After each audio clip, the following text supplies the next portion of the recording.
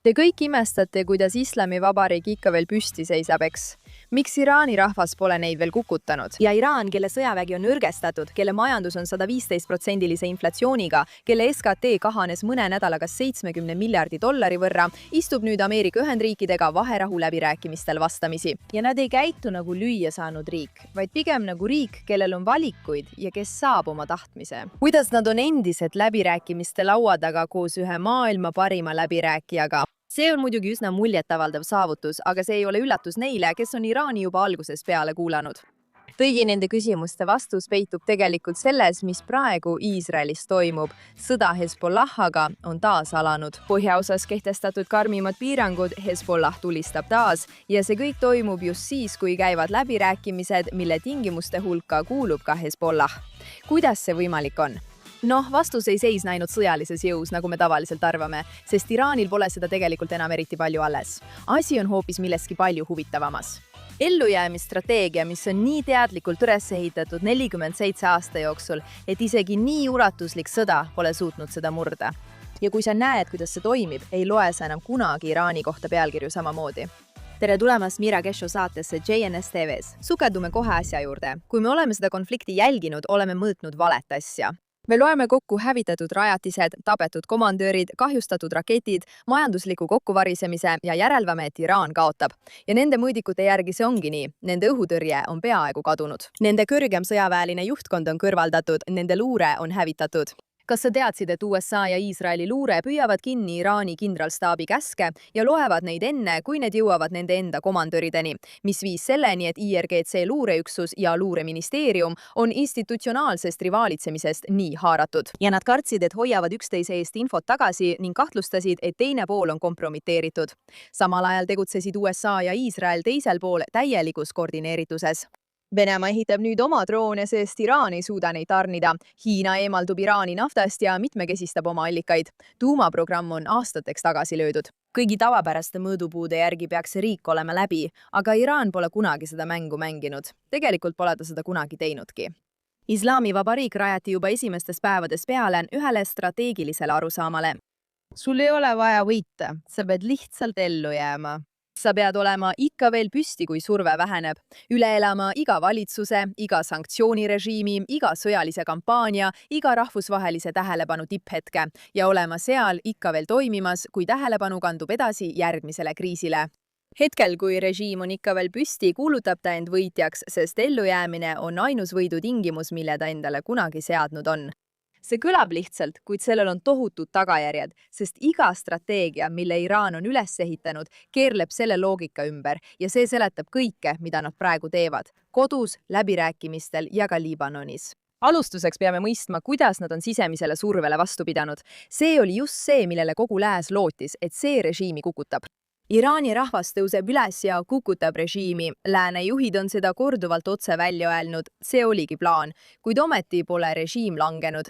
80% Iraani elanikkonnast on selle kurja valitsuse vastu, kuid ometi on see režiim loodud nii, et püsib võimul piisavalt kaua, et kõigest üle elada. IRGC revolutsiooni kaardivägi kontrollib enam kui poolt Iraani kogu majandusest. Ehitusettevõtted, pangad, impordifirmad, tootmine, naftalepingud ja need 20%, kes režiimi toetavad, ei ole seotud ainult oma ideoloogilise pühendumusega Islamivabariigile. Neid hoiab koos raha. Palgad, lepingute edutamised, elamispinnad ja ärilitsentsid, kõik see käib läbi sama institutsiooni, mis juhib sõjaväge. Režiimi kokkuvarisemine tähendaks nende rahalist hävingut. Nii peavadki nad vastu, mitte ainult sellepärast, et nad usuvad revolutsiooni, vaid ka seetõttu, et revolutsioon on nende elatusallikas ja selle langus tähendaks neile tegelikku hävingut. See on nende sisemine ellujäämise ülesehitus, mis oli algusest peale väga nutikalt läbi mõeldud. Sa ehitad süsteemi, kus piisavalt paljudel inimestel on piisavalt palju kaotada, et nad teeksid kõik, et süsteem toimiks, sealhulgas suruksid maha need 80%, kes tahavad sellest vabaneda, ja nad ongi maha surunud. Räägime korraks Iraani rahvast, sest mulle tundub, et neist on saanud lihtsalt vestlusteema, mitte grupp kangelasi, kes kannatavad äärmise julmuse all. Selle aasta jaanuaris tulid iraanlased tänavatele suurimas protestilaines, mida Islamivabariik on kunagi näinud. Režiim tappis selle mahasurumiseks vähemalt 42 000 inimest. 42 000! Muide, see number pärineb Trumpilt endalt, kes viitas luurehinnangutele ja tundub, et see arv võib veelgi märkimisväärselt kasvada. Need on inimesed, kes vaatasid kõike, mis režiimil oli ja otsustasid, et vaikides kaasa minna on kallim kui oma häält tõsta. Ja režiimi vastus nende protestikatsetele oli tappa neid nii suurel hulgal, mis oleks lõpetanud enamiku valitsusi maailmas. Naised, kes võtsid oma pearätid peast, teades, et see maksab neile palju. Noored mehed, kes seisid tänavatel teades, et rünnak on tulemas. 80% olid selle režiimi püsimise eest oma eludega juba aastakümneid maksnud. Ja jaanuar oli üks kõige ilmsemaid näiteid sellest. Ma mõtlen sellele iga päev, kui palju need inimesed kannatavad. Ja on lihtne lasta end haarata sellest, mis saab olema järgmine samm ja kas mingi kokkulepe sünnib. Aga Iraani rahvas on need, kes tegelikult selle kõige tagajärgi kannatavad. Me ei tohi seda unustada. Režiim korraldas ajaloo pikima üleriigilise internetikatkestuse 88 päeva. Ühenduvus langes vaid 4% tavapärasest, sest vaba interneti korral saaks maailm teada, kui palju inimkaotusi režiim põhjustab. Kui internet sel nädalal osaliselt taastati samal päeval, kui relvarahu läbirääkimised edenesid, importis režiim samal ajal Hiina seadmeid, et rajada püsiv sulgemistaristu, et järgmisel korral ei peaks enam improviseerima. Tõsiasi, et nad mõtlevad juba läbirääkimiste ajal järgmisele korrale, ütleb kõik. Nad on täiesti teadlikud, et uus ring on tulemas ja plaanivad selleks ajaks elus ja tegusad olla.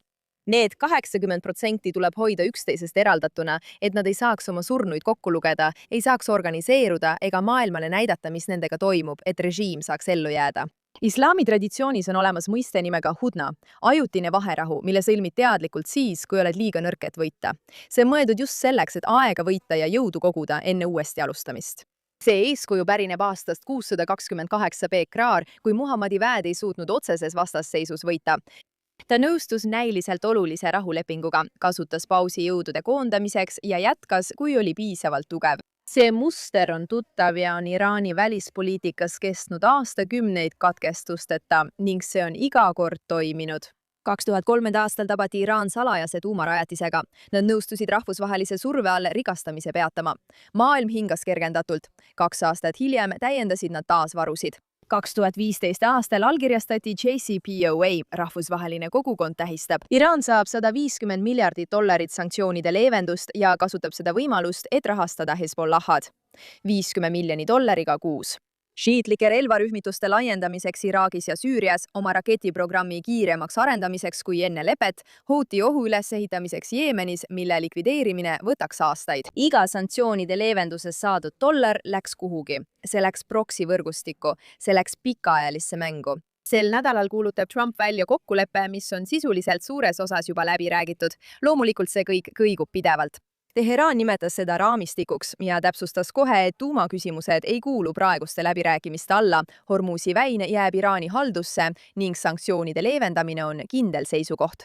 Mõlemad pooled teatasid samast kokkuleppest, kuid kirjeldasid täiesti erinevaid asju. Aprillis nõustus Iraan vaherahuga tingimusele, et väin avatakse ja suletakse mõne tunni jooksul uuesti, muutes kokkuleppe täitmise sõltuvaks uutest nõudmistest, millele Washington kindlasti ei nõustu. Oleme seda varem näinud, kuid see ei tule ainult Iraanilt. See on islami strateegia.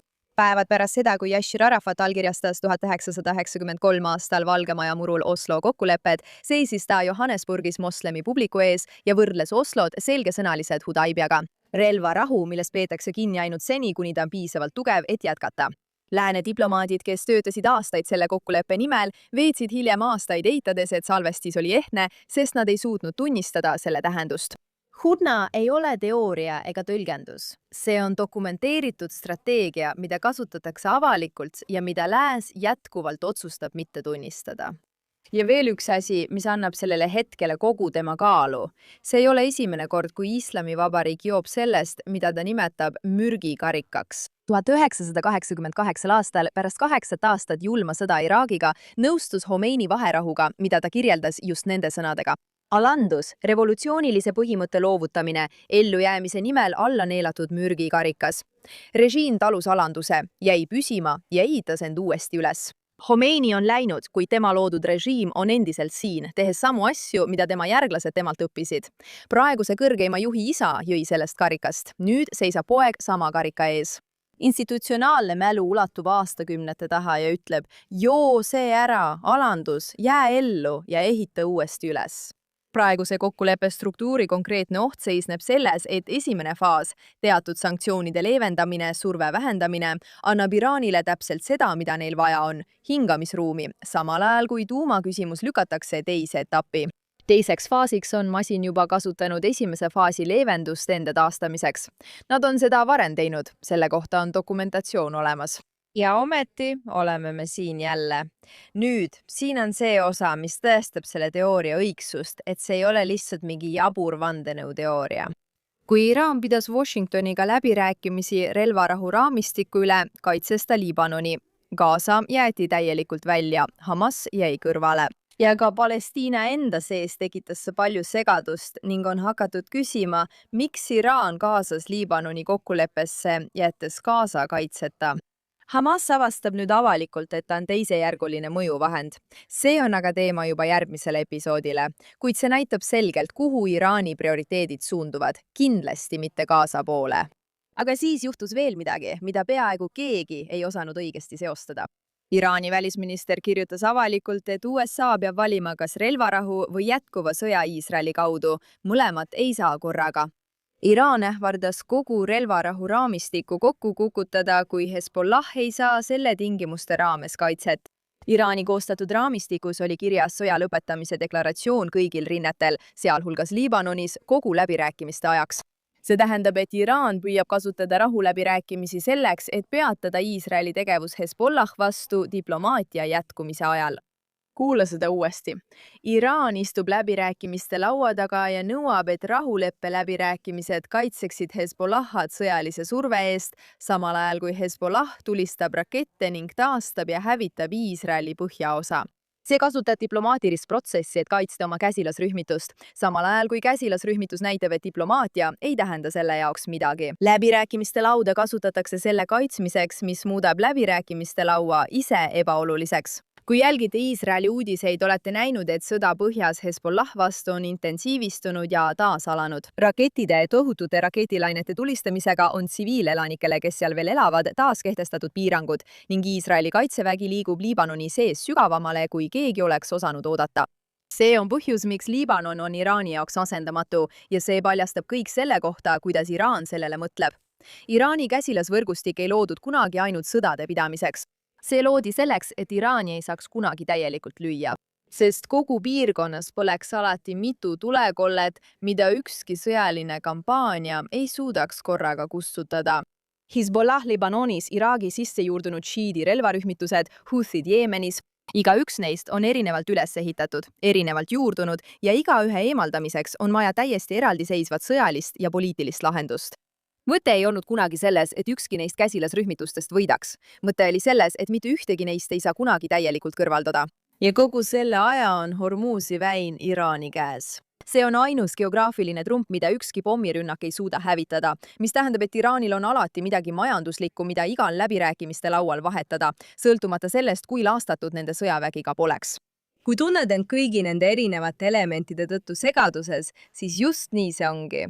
Iraan žongleerib nii paljude erinevate osapooltega, et hoida neid kõiki läbirääkimiste laual ja teab, et isegi kui üks neist langeb, on neil umbes 10, mida saab taas elustada, mis tähendab, et Iraan jääb ellu. Liibanon on koht, kus asendusjõudude strateegia on jõudnud peaaegu täiusliku vormini ja tõestus ei ole Hezbollah relvad, tõestus peitub tegelikult Liibanoni valitsuses. Iraan kulutas 40 aastat ja $50 miljonit kuus Hezbollah ülesehitamiseks, mitte ainult kui relvarühmitust, vaid kui riiki riigis. Sellel on oma majandus- ja poliitiline tiib, mis istub Liibanoni parlamendis. Sellel on oma sotsiaalteenused ja finantsvõrgustikud, mis on nii tihedalt Liibanoni institutsioonidesse põimunud, et Hezbollah eemaldamine tähendaks Liibanoni enda osade lahtiharutamist. Enne selle viimase sõja algust oli Reuters juba kinnitanud, et Hezbollah kulutas need $50 miljonit oma rakettide varude täiendamiseks ja oma relvatehaste käigus hoidmiseks Liibanoni territooriumil, valmistudes järgmiseks konfliktiks, mille tulekut nad teadsid. Taastasid end sõna otseses mõttes relvarahu ajal, mis pidi neid nõrgestama.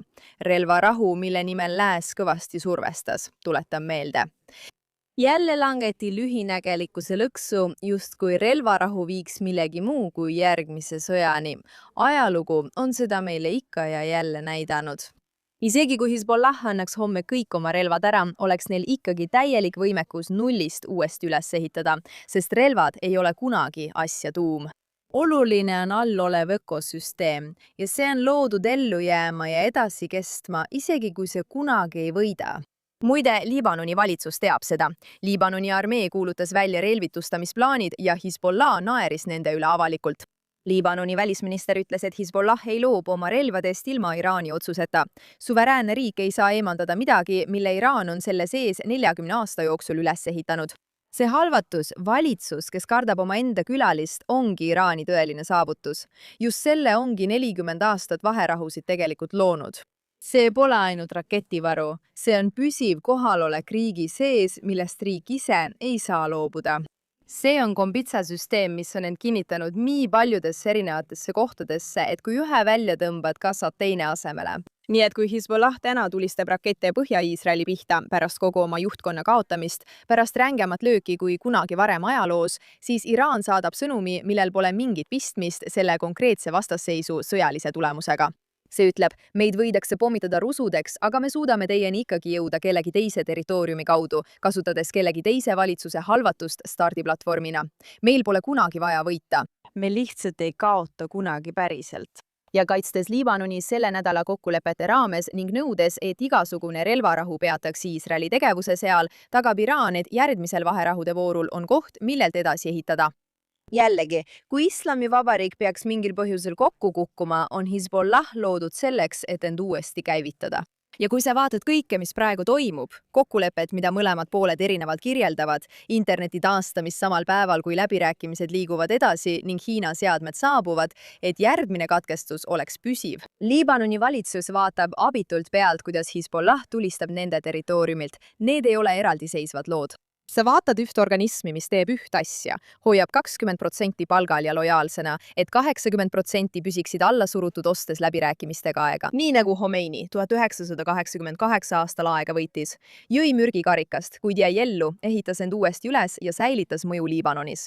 See on kõige selgem tõestus. Kui sa ehitad midagi piisavalt sügavalt sisse teise riigi institutsioonidesse, kasutades iga pausi, iga relvarahu ja iga hetke, mil maailm ära pöörab, siis ei suuda isegi see riik seda enam eemaldada. Iraani rahvas ei ole see režiim. Nemad on need 42 000 inimest, kes tapeti jaanuaris lihtsalt selle eest, et nad soovisid midagi muud. Nad on need naised, kes ei saanud 3 kuud oma välismaal elavate poegadega ühendust võtta, sest režiim pidi varjama seda, mida nad tegid. Nad on need 80%, kes on selle ellujäämisstrateegia eest oma eludega maksnud juba 47 aastat ja kes väärivad elamist riigis, mis ehitab midagi enamat kui vaid omaenda jätkuvat eksistentsi. Aga nad seisavad silmitsi süsteemiga, mis on loodud spetsiaalselt selleks, et mitte langeda. Mitte ainult majanduslikult, vaid ka sõjaliselt. Erinevan teistest režiimidest, mis keskenduvad alati võitmisele, ei hooli Islamivabariik võitmisest. Neile on oluline üle elada ja kestma jääda. Ja just sellepärast ei ole Iraani rahval veel õnnestunud seda kukutada, sest see süsteem ongi loodud täpselt selliseid olukordi üle elama. Ja see ongi oluline probleem nii läbirääkimiste kui ka pingete tõusuga Liibanonis. Nad ei tagane kunagi korralikult ega kavatsegi seda teha.